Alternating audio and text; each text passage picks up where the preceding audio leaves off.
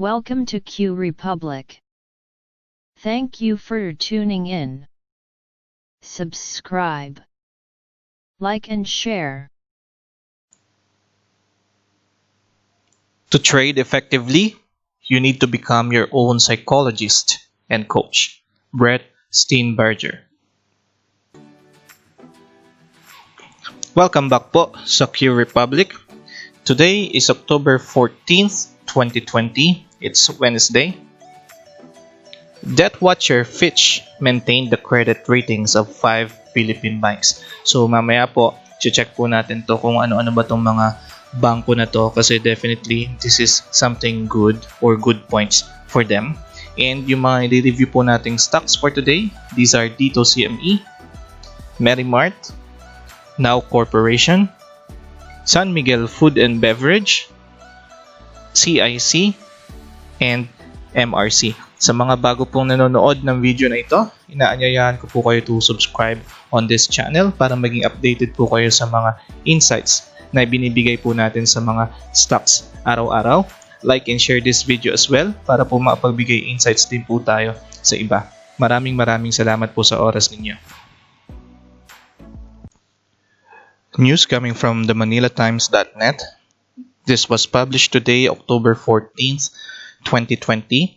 So meron pong debt watcher si Fitch na nagbigay po ng ratings sa 5 bangko natin sa Pilipinas. So yung first 4 na binigyan niya ng triple B na rating are BDO, BPI at saka si Metrobank. And meron po siyang double B na rating sa Philippine National Bank.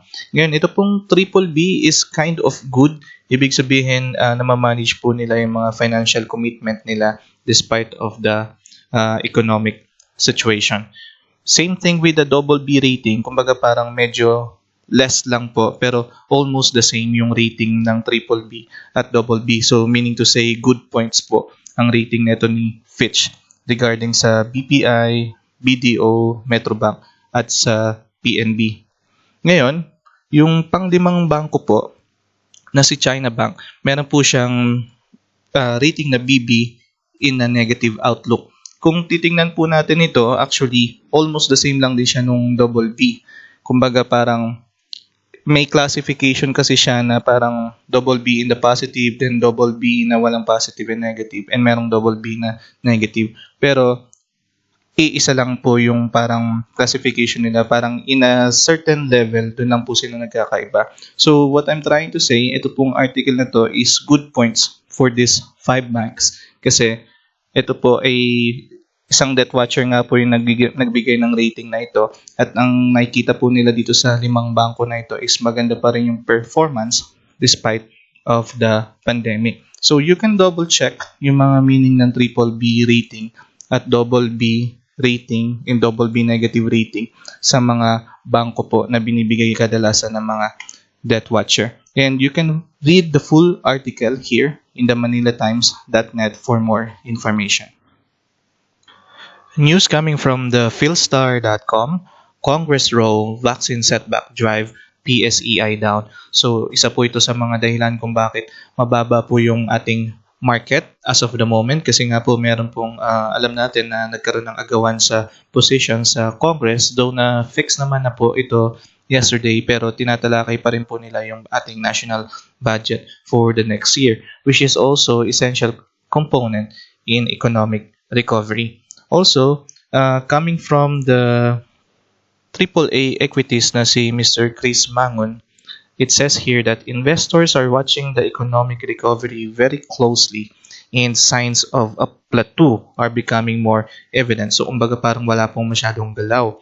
Mobility restrictions and lack of fiscal stimulus are the leading causes of the plateau. In the meantime, investors will continue to look for opportunities in the second liners and speculative issues. So, kumbaga parang naghihintay lang po ng mga catalyst itong mga investors natin. And then, once na meron na po tayong mga catalyst, there's a possibility na bumalik po sila sa ating market. And the improvement in the sentiment on markets abroad have failed to excite investors in our market. Foreign outflows continue as returns are more attractive in other markets. So, kumbaga parang yung attention po ng ating mga investors ay nasa ibang bansa o yung ibang market. So wala po dito sa Philippines as of the moment. So you can read the full article here in philstar.com for more information. For our update sa market activity natin today sa PSEI, nagkaroon po tayo ng pag-increase ng 2.07 points or 0.03, but still we are still under 5,900 level. Net foreign natin, they are still outside. Di pa rin po sila consistent na parang nananalo yung mga bulls. Kumbaga puro sellers pa rin po yung ating net foreign. And ito, makita natin still the same thing. We are still on a tight range here between 6,000 and sama na natin itong 5,800 level. And kung mapapansin po natin, nagkakaroon tayo ng consolidation dito sa area na to ng 5,900. Pero still, it's kind of pointing down going into this area. So, nasabi nga po natin kanina sa news, no, yung mga pangunahing reason kung bakit very cautious pa rin po yung ating mga investors is, yun nga, una sa ating politics, yung agawan sa position sa pagiging Speaker of the House, and also yung setback natin regarding with the vaccine.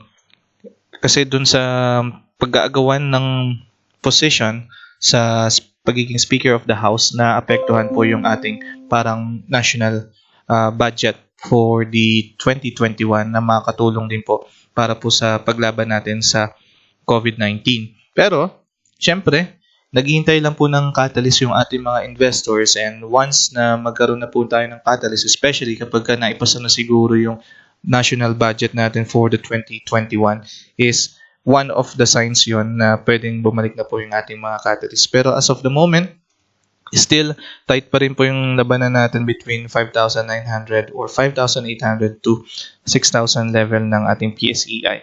Also, dito sa market activity natin, makikita natin na as a whole, nag-advance tayo ng 101 and meron tayong declines na 80. So, kumbaga parang hindi pa rin ganun kabilis yung paggalaw ng ating mga prices. So, kung umangat man po yung hawak nating shares o yung hawak nating stocks, parang very minimal lang.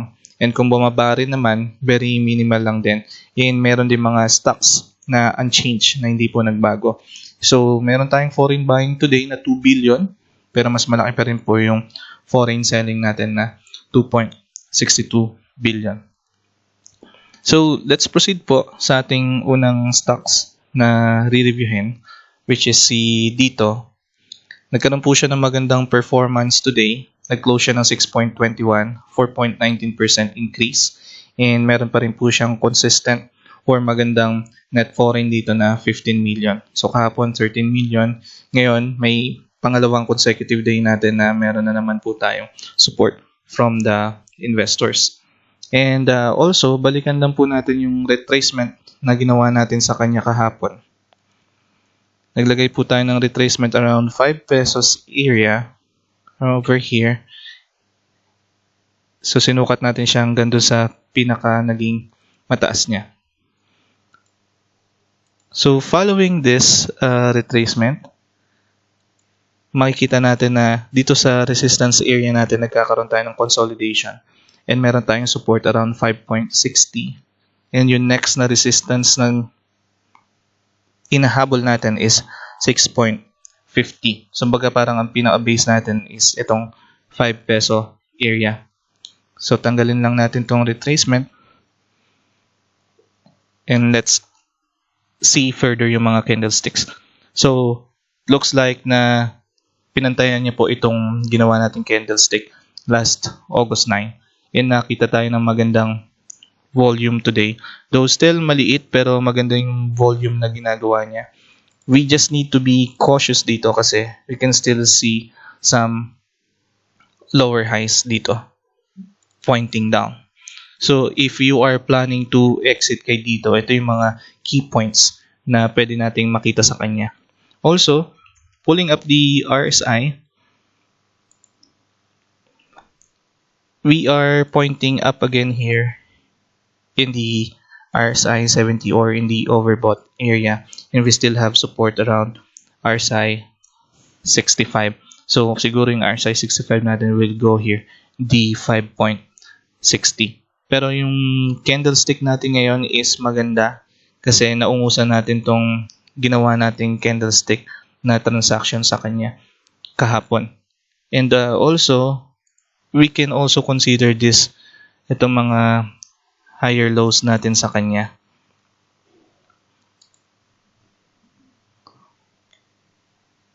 So makikita natin na kind of confusing kasi parang nasa gitna siya. Pero sa ating retracement is nagkakaroon tayo ng consolidation dito. And it looks like na malakas itong consolidation natin na ginagawa today, na nangyari today. So more likely, pwede tayo maka-expect dito na tomorrow pwede tayo magpunta ng 6.50 area. So maganda pa rin naman yung nakikita natin sa kanya. Still, yung market sentiment natin is still nasa mga telco natin. Though may IPO nga tayong inaabangan, pero still, ito kasi si dito is maganda yung price compared dun sa IPO natin, which is 16.80.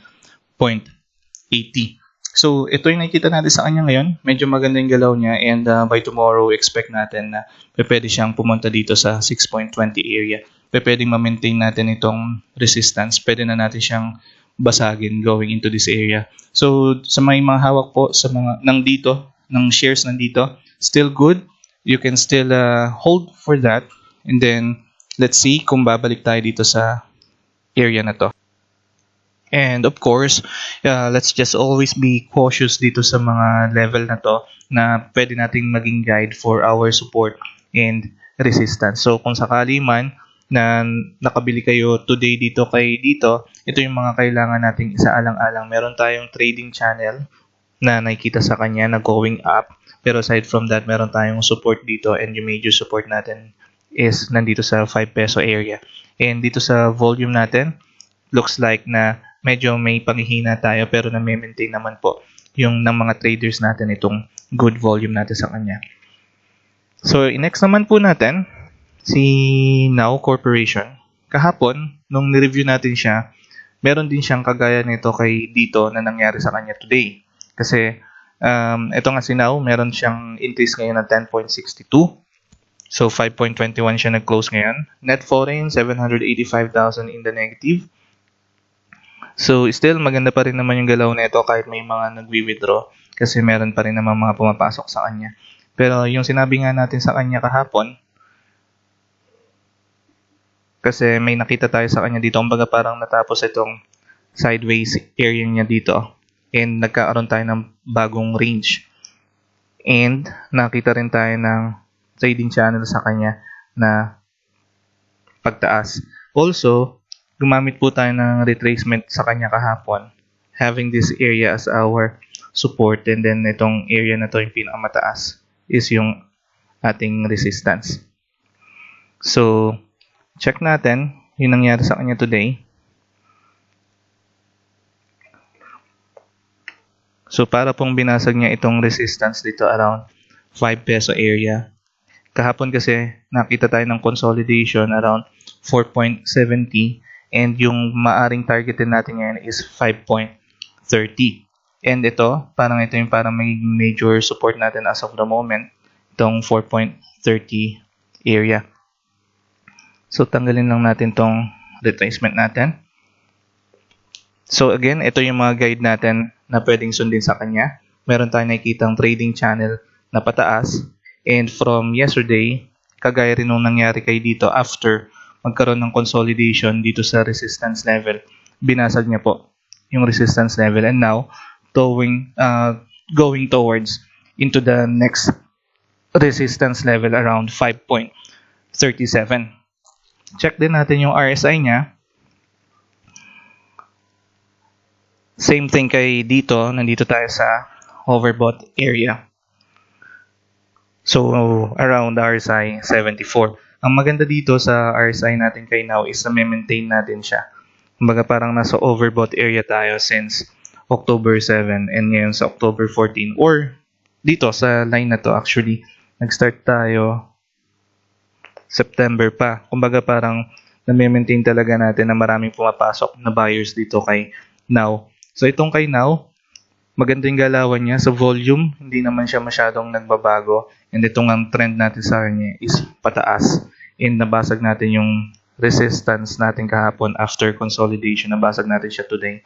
So by tomorrow, expect natin na maabot niya itong resistance na 5.30, 5.37. So let's just be cautious kasi syempre other traders as well are looking for the resistance. So baka pag naabot ito, is magkaroon ng profit taking and bumaba ulit siya dito sa area na to. So just plan carefully. So far uptrend itong makikita natin sa kanya. Yun nga lang, may chance na mag-profit taking by tomorrow kasi pag na-reach itong area na to and bumalik lang tayo dito sa trading channel na to. Okay. And next naman po natin si Mary Mark. So today is the second day na nagkaroon siya ng magandang movement. Umbaga parang umalis siya sa 3 pesos area. So this is the second day. Nagkaroon tayo na increase na 2.90%. And meron tayong net foreign na positive na 17.19 million. And looks like nagiging consistent na po yung pagpasok ng ating foreigners or mga buyers natin sa kanya. At tingnan po ulit natin itong trend na nakita natin sa kanya na nagkakaroon na po tayo ng mga higher lows sa kanya.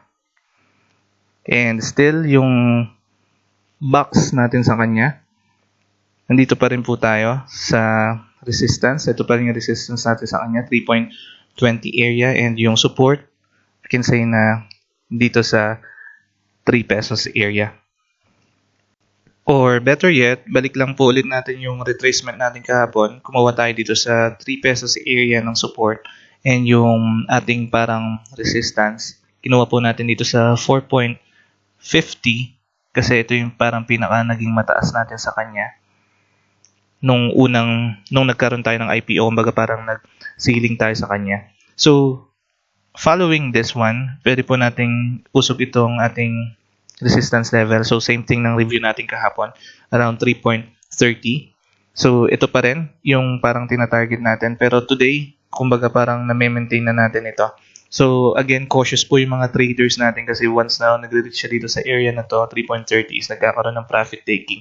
Pero today, kagaya po ng candle na nangyari dito sa September 23, is kumbaga parang nagkaroon tayo ng mataas na naman sa kanya. So, hopefully, matuloy natin to by tomorrow, touch itong area na to. Kasi if ever, pag nangyari po yun, may chance po tayo mabasag na tong level na to at umangat tayo dito sa going into the next resistance which is around 3.50.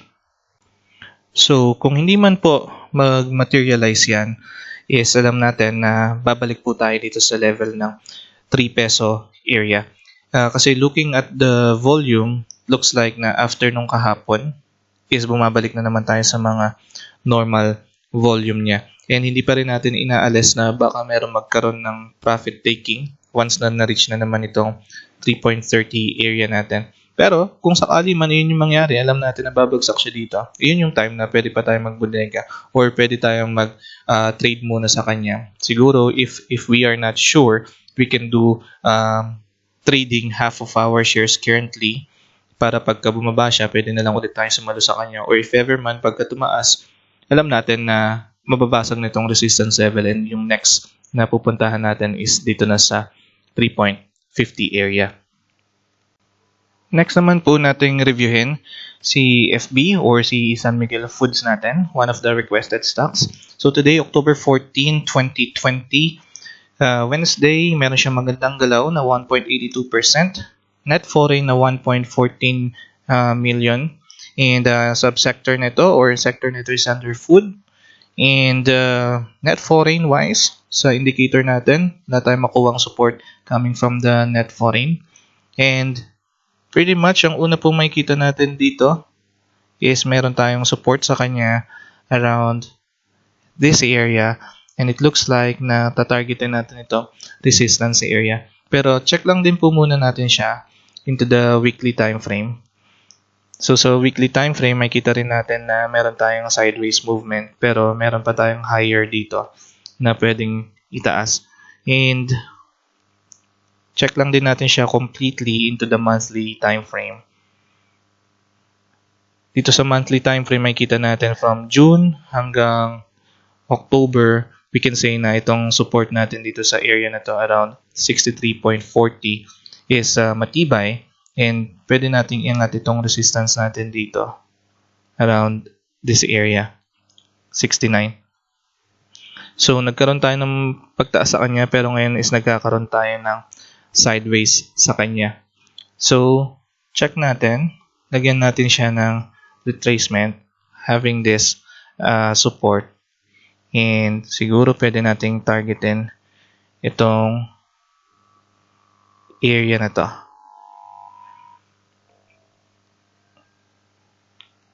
Itong as high as 84 pesos.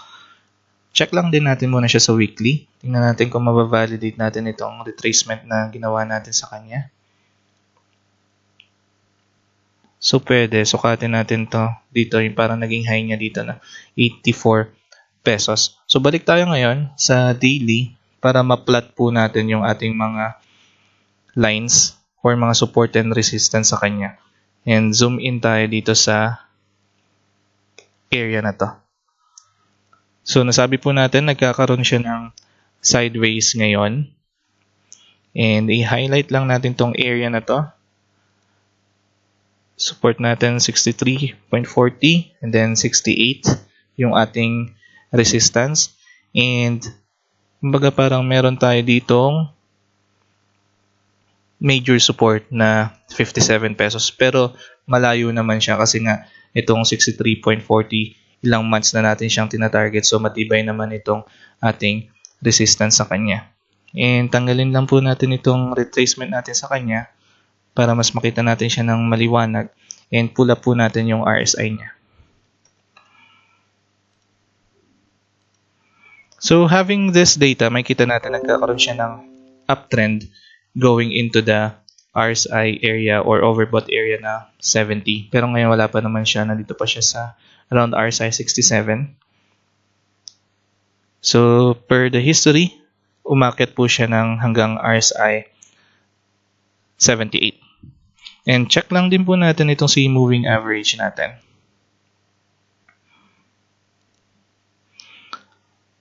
So nakita na tayo ng upward movement sa kanya. And ang tina-target na natin sa kanya ngayon is going 68 pesos. So, kung matibay po itong support natin sa kanya na 63.40 is matibay din po itong resistance natin sa kanya na around 68 pesos or 69 pesos. Kasi nga, per some months, ito po yung tinatakbo natin sa kanya. So, kung may hawak po tayo dito kay San Miguel Food, expect natin na medyo mahirapan tayong basagin itong around 68 area or mapunta dito sa 69 area kasi may chance na bumaba ulit siya dito kay 63.40. So if ever, ang pwede nyo pong gawin sa kanya is mag-trade po dito kapag na-reach nyo na itong area na to, then salo na lang ulit dito sa ilalim. So same thing po sa mga nagbabalak pong pumasok dito kay San Miguel Foods or kay FB. Observe po muna tayo kasi may chance pa po siyang bumaba dito sa area na to. Kasi kung makikita ninyo, same din po ng mga volume na ginagawa niya. And then nare-reach lang tong area na to, then bumababa na naman siya dito. So baga parang sideways pa lang po tayo dito kay FB. So next naman po nating i-reviewin yung next na or yung isa sa mga requested stocks din natin na si CIC. So today, October 14, 2020, Wednesday, meron po tayong mataas na paggalaw sa kanya, 3.54%. So close siya ng 20 pesos. Sa net foreign niya, dito sa net foreign indicator natin, siguro medyo hindi natin siya magagamit dahil wala po masyadong pumapasok na mga foreign investors sa kanya. Check lang natin itong CIC natin into the monthly time frame. And let's check. Or let's zoom in dito sa area na to. And let's check yung parang magiging support natin. We can have the support over here. and resistance over here. Kasi looking at the monthly time frame, kumbaga parang na-maintain itong area na to na 1950. And nung September and ngayong October, na-reach natin itong 21 peso area. So it looks like na sideways po yung makikita natin dito kay CIC. Zoom out lang tayo. And currently, may nakikita po tayo sa kanya na parang mga lower highs. So indicating na baka pumalo na naman po siya dito sa 19 peso area. So far, though nakita natin support tong area, itong 19 pesos, pero yung parang pinaka-major or risk natin na pwedeng makita sa kanya is around 18 pesos. If ever gusto po natin pasukin itong si CIC, check po natin itong mga volume natin. Medyo hindi naman ganun kalakasan yung volume. And ito yung magandang area sa kanya, 19 pesos. And wag lang din po tayo ma-surprise kasi baka matouch din niya itong 18 pesos area. Kasi last month, July, August, September, nandito siya sa area na to. And ngayong October is umangat siya. And looks like na nagda-downtrend na naman siya going into this. And may chance din po na mapunta tayo dito sa 18 peso area. So, check din po natin itong si MRC, one of the trending stocks today. Last time na na-review natin itong si MRC, we have checked na bukod sa pagiging property sector niya is magkakaroon ng parang changes into holding firm. However, yung parang yung business nila will still continue and magkakaroon lang siya ng parang additional businesses. So, kaya medyo nagiging maganda yung paggalaw ni MRC. So, especially today, tuloy-tuloy po yung pagtaas niya to 4.05%. And after nung 2 consecutive days from the day na nagkaroon tayo ng 17.64 million, may nagkaroon po ulit or pumasok po ulit itong net foreign natin sa kanya into 308,000. And balikan po natin itong si MRC sa monthly time frame niya. Last time, naglagay po tayo ng support around this area. 0.24 and yung resistance around 0.33. And it looks like today, nabasag niya na po itong resistance level natin sa kanya. Double check lang po natin siya sa weekly.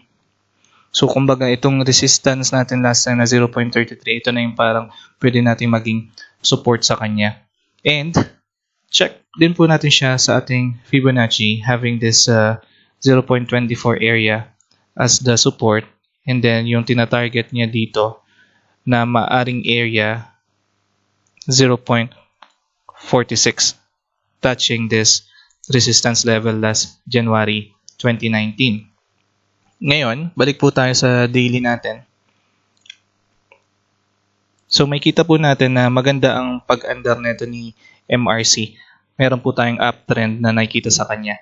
Ito pong last time na around 0.24 going to this 0.29 area, nabasag na po natin. And then tong 0.29 area going dito sa 0.32 is nabasag na rin natin. So ngayon, pwede po nating adjust to kasi last time nung chinek natin, naglagay tayo ng resistance around 0.33. Pero per Fibonacci, pwede natin siyang adjust dito sa 0.32. Then yung next na resistance is around 0.35. And yung tinatakbo po natin ngayon is 0.37. And lastly, yung tinatouch po natin ngayong area ng resistance is 0.41. So tanggalin po natin tong retracement natin para mas makita natin siya maigi. So ito pong candlestick na nangyari today, October 14, 2020, signifies na binasag niya po itong resistance level natin around 0.37. Touching this 0.41, kumbaga parang ito yung major resistance natin. Then nagkaroon tayo ng profit taking pero maintaining this line. So most likely, ito na po yung magiging support natin sa kanya, 0.38, reaching this 0.41. Ngayon, check po natin itong RSI. So makikita natin na nandito tayo sa overbought area. So kumbaga, kung gusto natin siyang pasukin is kumbaga parang magiging risky na siya kasi masyado na siyang mataas, RSI 83, and dito nga sa history natin hanggang RSI 83 lang siya. So most likely, baka i-touch po muna itong support natin dito around 0.38 and baka magkaroon tayo ng sideways muna dito and then tsaka basagin itong 0.41. So looking back dito sa weekly time frame, if ever man po na malakas pa rin yung paghatak natin sa kanya, pagka nabasag pa rin po itong 0.41 area, looks like na we are going to reach this area 0.47. Kumbaga parang ayun yung parang magiging takbo niya if ever man po nababasag itong 0.41. Pero so far kasi super overbought na siya and nagkaroon na nga tayo ng profit taking after dito sa 0.41. So kung sakali, baka bumalik po muna tayo dito sa area na 0.38 or mag-consolidate tayo dito sa area na 0.37. So ito po yung mga risk sa ngayon. So kung gusto natin pasukin ito si MRC, medyo observe po muna natin kasi medyo mataas na siya and kailangan huminga muna siya ng konti. Then pwede nating ituloy yung trend natin sa kanya. Check din natin yung moving average natin. So ito nga uptrend siya dito sa moving average natin pero masyado na siya malayo. So baka dumikit lang siya muna konti dito sa ating MA9. Or ito na yung mga level na kailangan nating i-watch out. Itong 0.38. It's either ma-maintain niya to or bumaba muna tayo dito sa 0.37. So again, kung gusto po natin pasukin to sa MRC, medyo observe muna tayo.